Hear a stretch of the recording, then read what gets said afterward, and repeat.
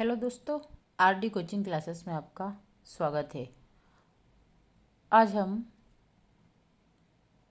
पिछले लेक्चर में हमने 6 प्रश्न सोल्व किए थे। इसके आगे हम आज इसी श्रृंखला को आगे बढ़ाते हुए पार्ट सेकेंड में 7वें क्वेश्चन को लेते हैं। संयोजकता के इलेक्ट्रॉन सिद्धांत को प्रतिपादित करने वाले वैज्ञानिक का नाम था। तो संयोजकता के इलेक्ट्रॉन सिद्धांत को सबसे पहले प्रदर्शित किया था कोसल ने। वैज्ञानिक का नाम क्या है? कोसल। इनके अनुसार इनके सहयोगी 1900 इनके अनुसार इसकी डेफिनेशन बनती है कि संयोजकता के इलेक्ट्रॉन सिद्धांत को प्रतिपादित कोसल ने किया था और 1916 में कोसल तथा लुईस ने परमाणुओं के बीच 1916 में ईस्वी में कोसल तथा लुईस ने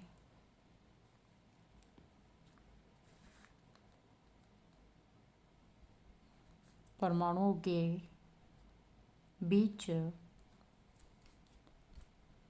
रासायनिक संयोजन के एक महत्वपूर्ण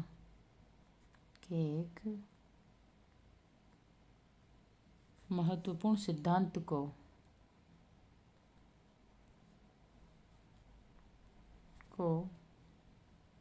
प्रतिपादित किया। इसे ही कोसल का नियम। इसमें क्या होता है कि अगर हम बात करें तो विद्युत संयोजकता, सहसंयोजकता सभी को लेकर इन्होंने एक श्रृंखला तैयार की थी, जिसे हम सबसे पहले बात करते हैं।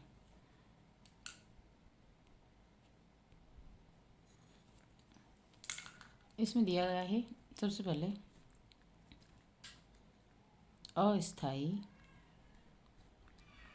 अस्थायी विन्यास। सबसे पहले हम बात करें अस्थायी विन्यास वाले तत्व की, जिनको हम इस प्रकार से दर्शा सकते हैं। पहला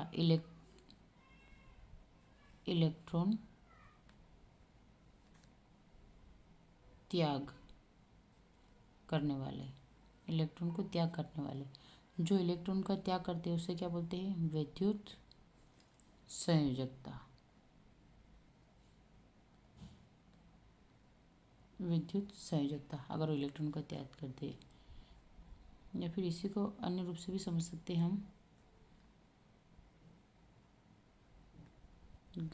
ग्रहण द्वारा, मतलब इलेक्ट्रॉन ग्रहण द्वारा।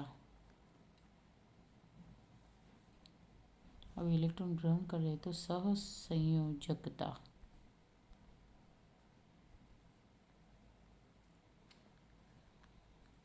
और अगर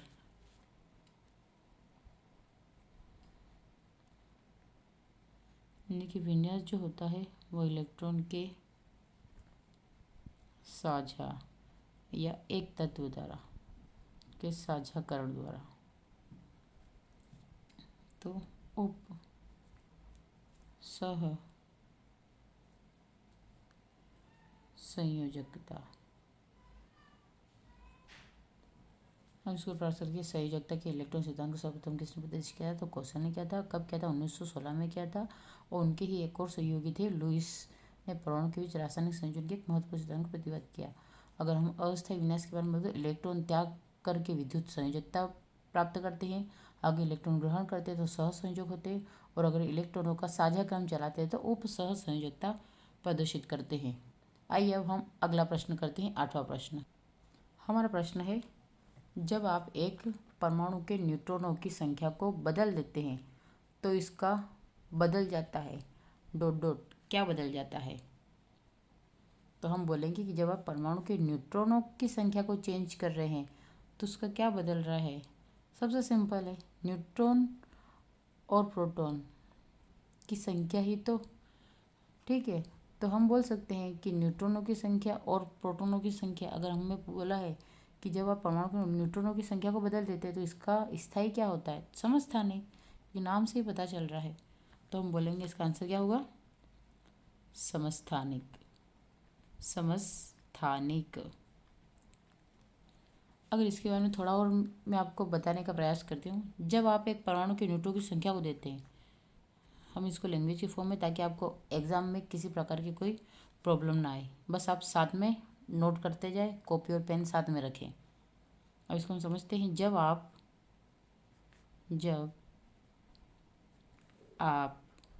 एक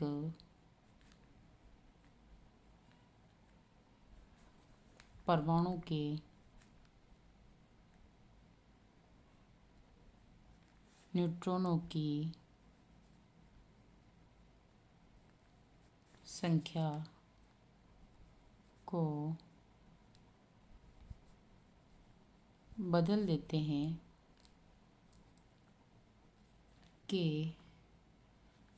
हैं तो हम क्या बोलेंगे, डायरेक्ट हम पता समस्थानिक, तो उसका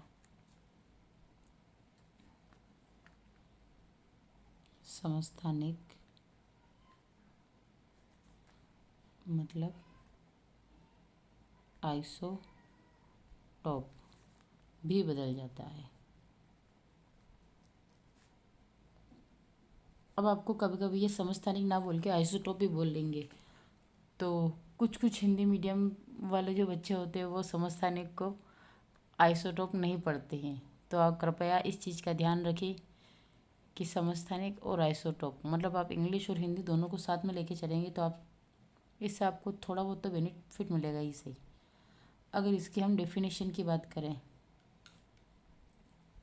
तो इसकी डेफिनेशन होगी, परिभाषा, समान परमाणु क्रमांक परंतु भिन्न परमाणु द्रव्यमानों के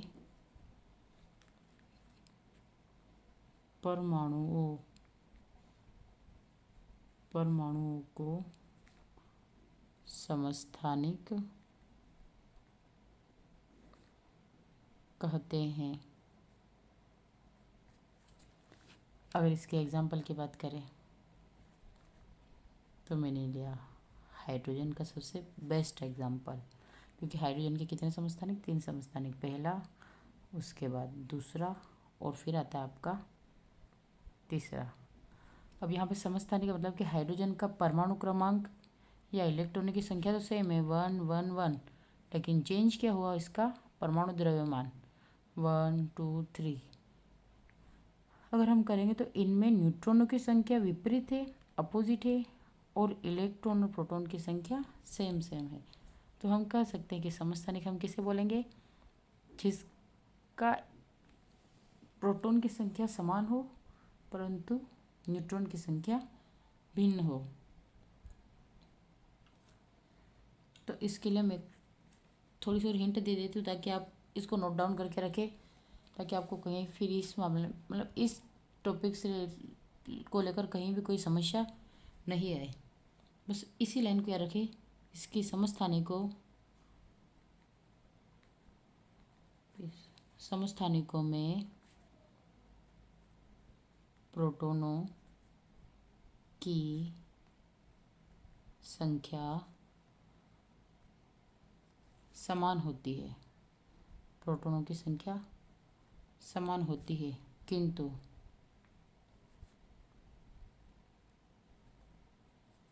न्यूट्रॉन की संख्या भिन्न होती है। जैसे हमने अभी बात की कि ये प्रोटॉन की संख्या बता रहा है और ये न्यूट्रॉन की संख्या, माइनस करने पर जो निकलता है वो न्यूट्रॉन की संख्या, क्योंकि 1 और 1, फिर 2 में से 1 गया तो 1 बचा, और 3 में से तो 2। तो इस प्रकार से हम बोल सकते हैं कि न्यूट्रॉनों की संख्या इसमें विपरीत है या भिन्न है। इसके लिए हम एक समभारिक का भी एग्जाम्पल देख लेते हैं ताकि हमें समभारिक समस्थानिक और सम न्यूट्रॉनिक में कोई प्रॉब्लम ना आए।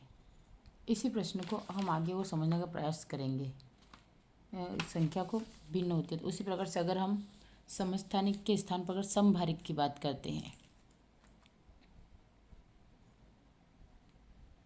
समभारिक, तो इसके लिए बोलेंगे कि समान परमाणु द्रव्यमान परंतु भिन्न परमाणु क्रमांक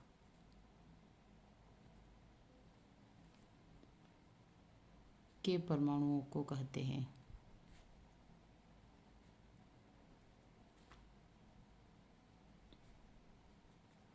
इसके लिए हम एग्जाम्पल देखते हैं।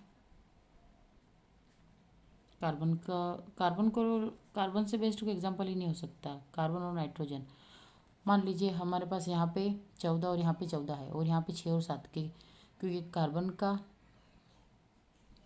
और नाइट्रोजन का दोनों के समभारिक क्या है, सेम। तो हम बोल सकते हैं कि समान परमाणु द्रव्यमान, यानी कि दोनों के द्रव्यमान कितने हैं, समान है, परंतु भिन्न क्या आ रहा है, परमाणु क्रमांक। यहाँ पे परमाणु क्रमांक 6 बता रहा है, यहाँ पे 7 बता रहा है।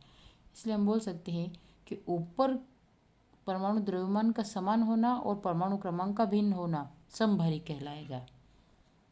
ठीक है, हमने सबसे पहले पढ़ा समस्थानिक क्या होता है, तो हमने पढ़ा समस्थानिक, फिर पढ़ा हमने समभारिक।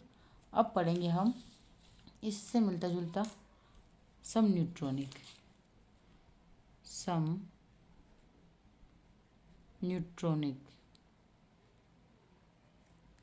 अब सम न्यूट्रॉनिक क्या होता है, तो इसके लिए भी हमने जैसे समभारिक समस्थानिक को समझा, वैसे हम इसके लिए भी एक डेफिनेशन लिख लेते हैं ताकि आपके पास भी रहे कि हाँ, हमने समस्थानिक, समभारिक और सम न्यूट्रॉनिक को लेकर कोई किसी प्रकार की समस्या या कोई डाउट नहीं है।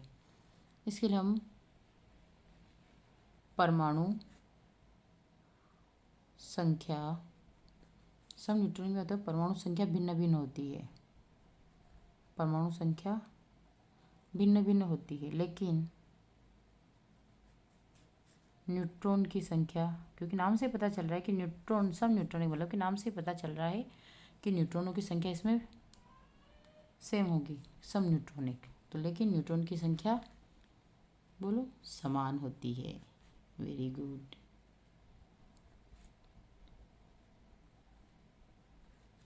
इसका भी एक एग्जांपल आप ट्राई कीजिए, क्या होगा। अगर इसका एग्जांपल की बात करें तो हम फिर उसी क्रम को, जैसे यहाँ पे हमने कार्बन नाइट्रोजन को जोड़ा था, इसी क्रम को हम वापस जोड़ाते हैं। तो सबसे पहले नाइट्रोजन लेते हैं, फिर ऑक्सीजन लेते हैं, फिर कार्बन लेते हैं। ये हमने अपोजिट ले लिया, पहले हम ऑक्सीजन लेंगे, फिर कार्बन लेंगे, नाइट्रोजन लेंगे, फिर ऑक्सीजन लेंगे।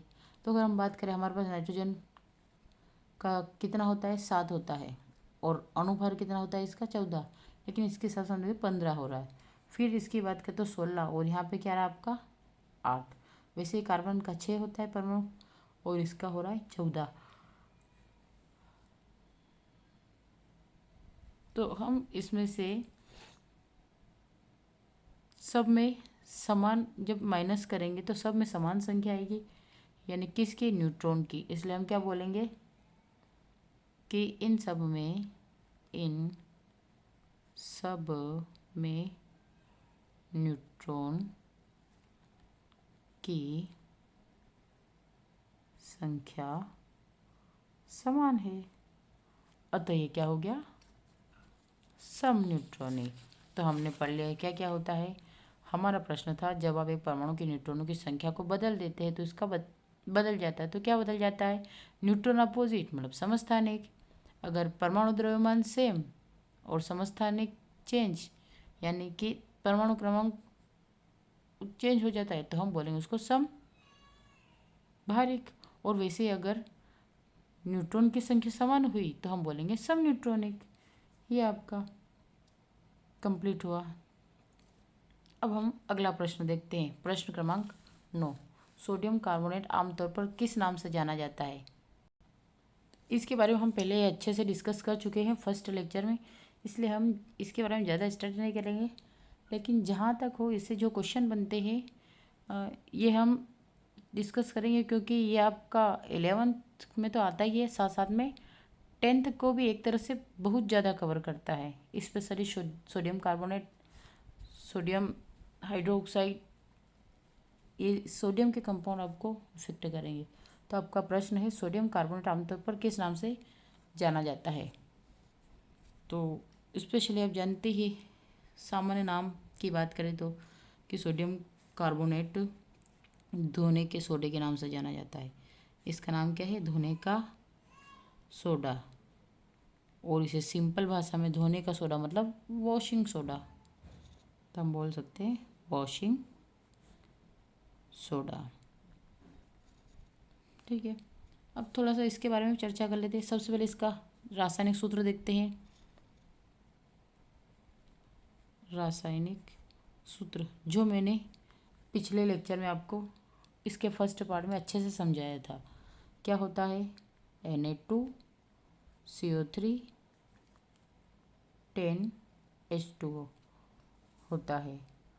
और ये Na2CO3 कैसे बनता है, इसको मैंने पिछले वाले लेक्चर में क्रिस क्रॉस मेथड करके सिखा रखा है कि आपका Na2CO3 क्यों आया है, किस प्रकार से बनता है, वैलेंसी का एक्सचेंज कैसे होता है, ये सब कुछ मैंने आपको पिछले लेक्चर में समझा रखा है। अब हम सोडियम के कुछ और कंपाउंड की बात करते हैं। जैसे यहाँ पे हमने सोडियम कार्बोनेट लिया है, लेकिन हम 11 और 10 दोनों के बेसिस पर बात करें तो यहाँ पे आपका कास्टिक सोडा पूछ लेते हैं कि ये कास्टिक सोडा जो होता है इसका रासायनिक सूत्र दीजिए या रासायनिक नाम बताइए। तो आपका कास्टिक सोडा का रासायनिक सूत्र क्या होगा? NaOH। वैसे ही बेकिंग सोडा अब बेकिंग सोडा आप नॉर्मल भाषा में इसे क्या बोलोगे? खाने का सोडा। और खाने के सोडे का रासायनिक नाम NaHCO3, जिसे हम क्या बोलेंगे? Sodium bicarbonate. और एक आता है आपका, जैसे कास्टिक सोडा आता है वैसे आपका क्या आ जाएगा? Caustic potash. क्या आ जाएगा? Caustic potash. और पोटाश क्योंकि सोडा था हमने सोडियम यूज़ किया, और यहाँ पे पोटाश आया मतलब कि के यूज़ करेंगे, के मतलब पोटेशियम, तो KOH ही आएगा, कास्टिक पोटाश। ठीक है, तो हमारा यही है कि सोडियम कार्बोनेट आमतौर पर किस नाम से जाना जाता है? तो धोने का सोडा या वॉशिंग सोडा, जिसका रासायनिक सूत्र पूछने पर हम बता देंगे कि Na2CO3 10H2O होता है। अब हम अगले प्रश्न, द्रवित सोडियम क्लोराइड विद्युत धारा का प्रवाह कर सकता है क्योंकि इसमें उपस्थित होता है। क्या उपस्थित होता है जिसकी वजह से ये विद्युत धारा प्रवाहित कर सकता है? ट्राई करें सोल्व करने की, फिर हम करते हैं अच्छे से इसको सोल्व। हम इससे आगे, क्योंकि लेक्चर लंबा हो जाएगा, तो हम इससे आगे नेक्स्ट लेक्चर में करेंगे। तो इसके लिए आप पार्ट सेकेंड का इंतज़ार करें। अगर कंटेंट पसंद आ रहा है और अगर आपको महत्वपूर्ण लग रहा है तो हमारे चैनल को लाइक करें, शेयर करें, सब्सक्राइब करें। Thank you for watching.